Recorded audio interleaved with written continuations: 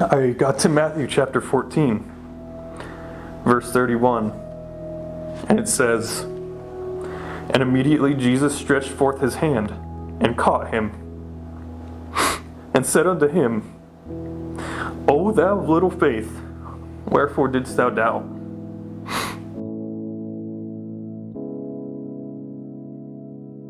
My name is Joel Jensen, and I'm a missionary for the Church of Jesus Christ of Latter-day Saints, serving in the Arkansas Bentonville mission. When I was about 14 years old, I kind of went spiritually inactive. I was still going to church, but I kind of abandoned my testimony.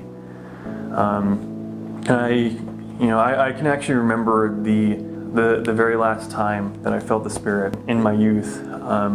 By the time that I turned 18, I had just stopped going to church. I'd made some friends with some people who they were really good people, and I was hanging out with them, and we got into a spiritual discussion. This was the first spiritual discussion I'd had probably since heaven knows when. But during that discussion, I realized that the world around me was collapsing, and if I didn't ground myself in something, then I would collapse with it.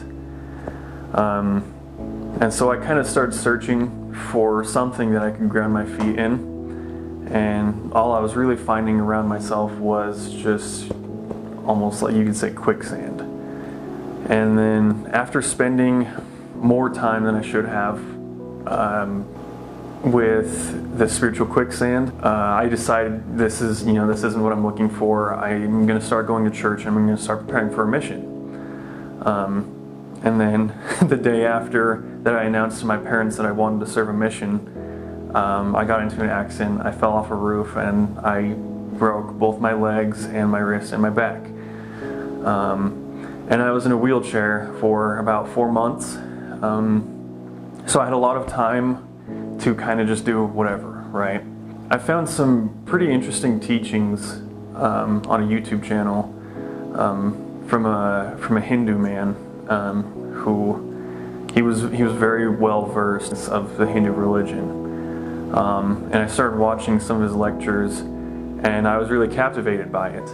So I watched the first video of his. I watched it and I really liked it. And I was like, this is some good stuff. I think I'm going to watch more. And then I watched another one, and it was as I was watching this video that I had felt the Spirit for the first time ever since I was about 14 years old.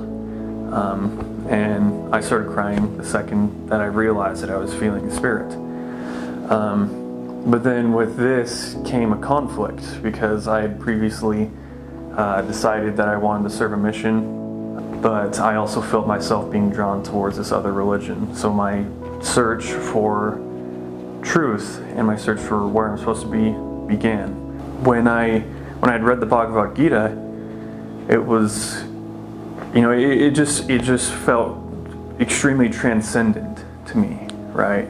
I was thinking about this for months on end, every single day, from the moment I woke up to the moment I went to sleep. The thought of converting to Hinduism, there was one thing holding me back from it, and that was that I didn't want to admit that Jesus Christ was not the Son of God, because I believed that He was the Son of God. And then at that point was when it became less of the Church of Jesus Christ of Latter-day Saints versus Hinduism sort of thing, and it became more Jesus Christ Himself versus Hinduism. And it got to a point where I had to figure out, who was Jesus Christ, right? Was He actually the Son of God? And if He wasn't, then obviously the church isn't true. And so I had previously read Hindu scripture, and I had my thoughts on that. So then, I decided it was time to really gather my thoughts on Jesus Christ and who he was. And I figured I would start with the New Testament. I hadn't read any of the scriptures all the way through for myself at this point in my life.